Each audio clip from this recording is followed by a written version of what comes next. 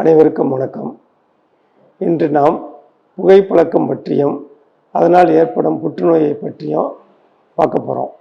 புகை நமக்கு பகை. புகையிலையை ஒழிப்போம், புற்றுநோயை போக்குவோம்.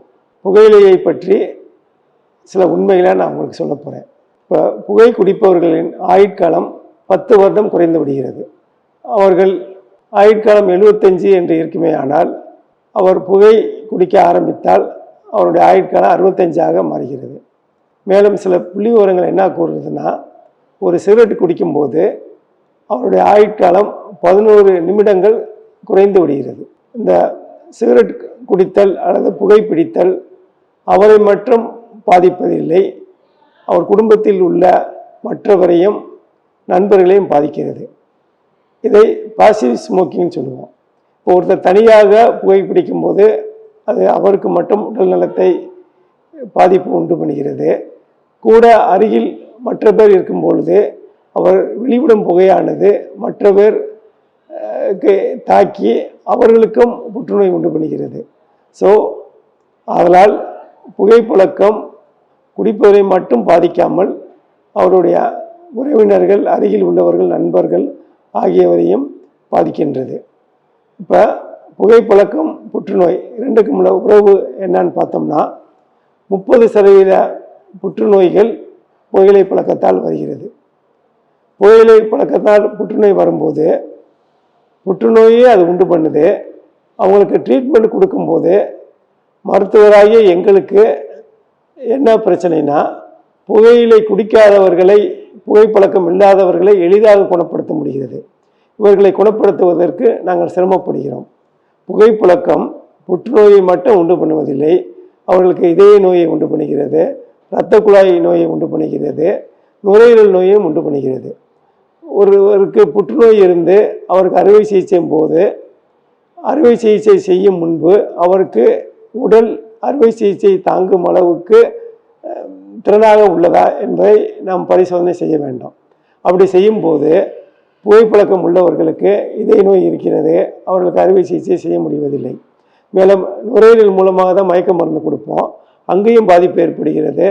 இரத்த குழாயும் பாதிப்பு ஏற்படுவதால் அவர்கள் நம்ம அறுவை சிகிச்சைக்கு தகுதி இல்லாதவர்களாக ஆகிறார்கள். மேலும் நம்ம கொடுக்கும் ட்ரீட்மெண்ட், கீமோதெரப்பி, ரேடியேஷன் தெரப்பி எல்லாமே புகை பிடிக்காதவர்களுக்கு நன்கு வேலை செய்கிறது. புகைப்பழக்கம் உள்ளவர்களுக்கு அதனுடைய செயல்தன்மை குறைந்து காணப்படுகிறது. இதிலிருந்து புரிந்து கொள்ள வேண்டியது என்னவென்றால், புகைப்பழக்கம் புற்றுநோயை உண்டு பண்ணும். மேலும் புற்றுநோய்க்கு நாம் எடுக்கும் சிகிச்சையை சிறப்பாக எடுக்க விடாமல் அது இடையூறாக இருக்கும் என்பதை நாம் புரிந்து கொள்ள வேண்டும். புகைப்பழக்கத்தால் என்னென்ன புற்றுநோய் வருகிறது? பெரும்பாலான புற்றுநோய்கள் புகைப்பழக்கத்தால் வருகிறது. அதிகமாக வருவது நுரையீரல் புற்றுநோய், வாய்ப்பகுதி புற்றுநோய், வயிறு மற்றும் உணவு குழாய் புற்றுநோய், கணையம் மற்றும் கல்லீரல் புற்றுநோய், சிறுநீரகம், சிறுநீரகப்பை புற்றுநோய் போன்றவைகள் வரும். அநேகமாக எல்லா புற்றுநோய்க்கும் புகையிலை ஒரு காரணமாக இருக்கும்.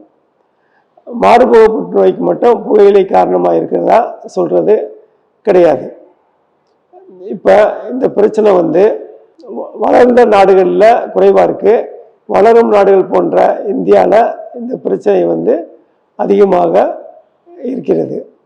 புகையிலையினால் இவ்வளவு உடல்நலக்கேடுகள் இருப்பதால் நாம் புகையிலையை அடியோடு நிறுத்துவே ஆனால் நம் புற்றுநோயிலிருந்தும் தப்பித்து கொள்ளலாம். மற்ற மார்பக நோய்கள், நுரையீரல் நோய்கள் மற்றும் இரத்த குழாய் நோய்கள் போன்றவற்றிலும் நாம் பாதுகாப்பாக இருந்து கொள்ளலாம். இப்போ புகையிலையில் வர்ற பொதுவான புற்றுநோய் நுரையீரல் புற்றுநோய். இந்த நுரையீரல் புற்றுநோயை நாம் பார்ப்போமே ஆனால் அதனுடைய அறிகுறிகள் என்ன? நுரையீரல் புற்றுநோய் இருப்பவர்களுக்கு தொடர்ந்து இருமல் இருக்கும், சளி இருக்கும், அவங்களுக்கு இடையில காய்ச்சல் அதிகமாக வரும், அவர்கள் பேசும்போது குரல் மாறி இருக்கும், உடலுடைய எடை குறைந்து காணப்படும், தளர்ந்து காணப்படுவார்கள். அவர்கள் இருமும் போது அந்த சளியில் ரத்தம் கூட வரலாம். இந்த மாதிரி உங்களுக்கு யாருக்காவது தொந்தரவுகள் இருக்குமே ஆனால் அது மற்ற காரணங்களில் வரும்போது நம்ம சாதாரண டாக்டர்கிட்ட ட்ரீட்மெண்ட் எடுத்தோம்னா அது சரியாயிடும். அது நம்ம பொது மருத்துவரிடம் நம்ம சிகிச்சை எடுத்து அது குறையாமல் தொடர்ந்து இருக்குமே ஆனால் நம்ம வந்து நுரையீரல் புற்றுநோயா இருக்குமா என நாம் சந்தேகப்பட்டு அதற்குரிய பரிசோதனையை செய்ய வேண்டும். இதுக்கு என்னென்ன பரிசோதனை உள்ளது? எக்ஸ்ரே ஃபஸ்ட் எடுக்க வேண்டும். அதிலே நமக்கு புற்றுநோய் தெரிந்துவிடும். அது நார்மலாக இருக்க பட்சத்தில் சிடி ஸ்கேன் பண்ணணும். பிறகு ப்ராங்காஸ்கோப்பி, அது வந்து நம்ம மூக்கு வழியாக ஒரு டியூப் மாதிரி செலுத்தி அந்த உள்பகுதியில் என்ன இருக்குன்றத நம்ம டிவியில் பார்ப்போம். அந்த ப்ராங்காஸ்கோப்பி பண்ணணும். பிறகு நம்ம சந்தேகப்படுறமான கட்டி இருந்தால் பயாப்சி எடுக்கணும். இதெல்லாம் பார்க்குறப்ப நமக்கு நுரையீரல் புற்றுநோய் இருக்கா இல்லையா என்பதை நாம் கண்டறிய முடியும். இப்போ யாராவது தொடர்ந்து புகைப்பிடித்து அவர்களுக்கு மேற்சொன்ன தொந்தரவுகள் இருக்குமே ஆனால் நீங்கள் குறு மருத்துவமனை அணுகலாம். உங்களுக்கு இரத்த பரிசோதனை, எக்ஸ்ரே பரிசோதனை நாங்கள் இலவசமாக செய்கிறோம். நீங்கள் நுரையீரல் புற்றுநோயை தடுக்கும் எண்ணத்தில் நாங்கள் பொதுநலனில் அக்கறை கொண்டு இந்த சலுகையை ஆண்டு முழுவதும் கொடுத்து கொண்டிருக்கின்றோம்.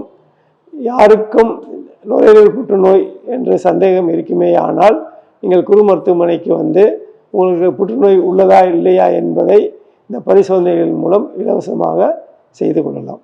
புகையிலையை ஒழிப்போம், புற்றுநோயை போக்குவோம்.